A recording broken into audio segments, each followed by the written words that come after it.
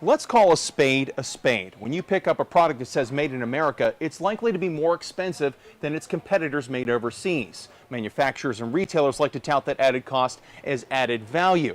So, as the White House digs into making America week this week, we're asking the question, what's it cost to be made in America? Rich, thank you. It's Trump care versus Obamacare. While Obamacare was decried for its process, critics conflated confusion for secrecy. Obamacare had nearly 100 hours of hearings and dozens of amendments by Republicans. By contrast, today is the first we're learning details of the Senate version of the GOP-led health care repeal. Crafted by 13 senators in secret, no public hearings, all eyes are on the newest version of the American Health Care Act. A mother reunited with her son who was abducted and kept overseas for nearly a year. She's been fighting since last November to get back her 9-year-old boy who was illegally kept from her. News 9's David Singer first reported on this story in March. He has the latest now from Monroe County. Our story ends here, just outside of Woodsfield, Ohio, but it begins thousands of miles across the ocean in the island country of Malta, where a judge ruled that a boy was held against his will for nearly a year. Now that boy is back home, here in America.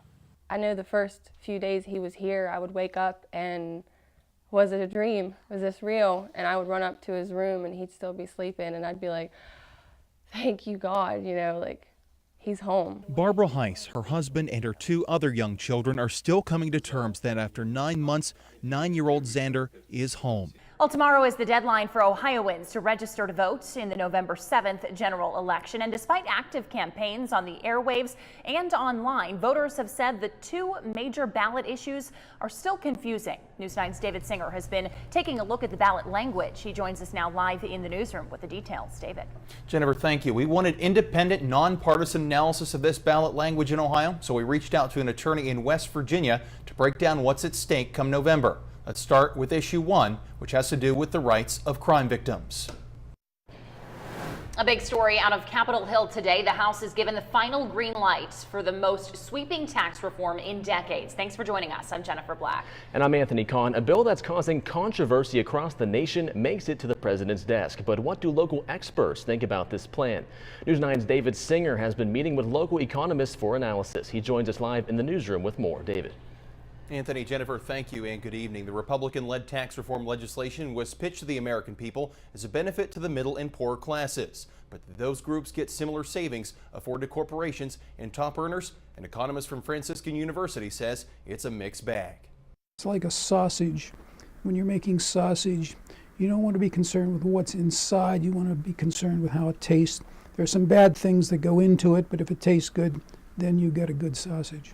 But what about this tax reform recipe? I think overall, it's a good sausage. Professor Zorich wrote a letter of support in November along with 100 economists cheering on the GOP tax proposal. A day after President Trump announced he would impose tariffs on foreign steel, there's local reaction from lawmakers in Congress. Congressman Bill Johnson offered his thoughts not only on tariffs, but also taxes and gun safety laws. News 9's David Singer sat down with Johnson and has more live in the newsroom. David. Rich, Jennifer, thank you and good evening. And as you said, Rich, we did try to cover a lot of ground in this interview, as much ground as we could cover before the U.S. representative from Ohio returns to Washington. Ahead of a deadline to shut down the federal government, senators have reached a budget deal. The 2-year spending bill is being celebrated on Capitol Hill as a bipartisan victory. News 9's David Singer spoke to Senator Sherrod Brown on how the budget will help residents in Ohio. He joins us live in the newsroom with more. David.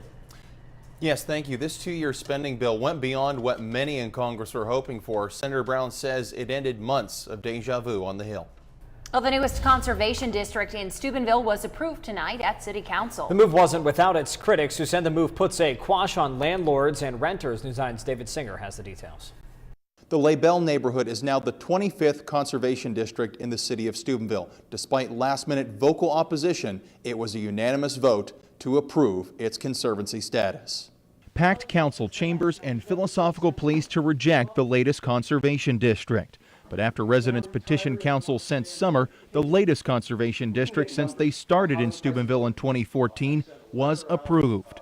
As the number of rentals has increased, we have seen a gradual and continual decline in our neighborhood.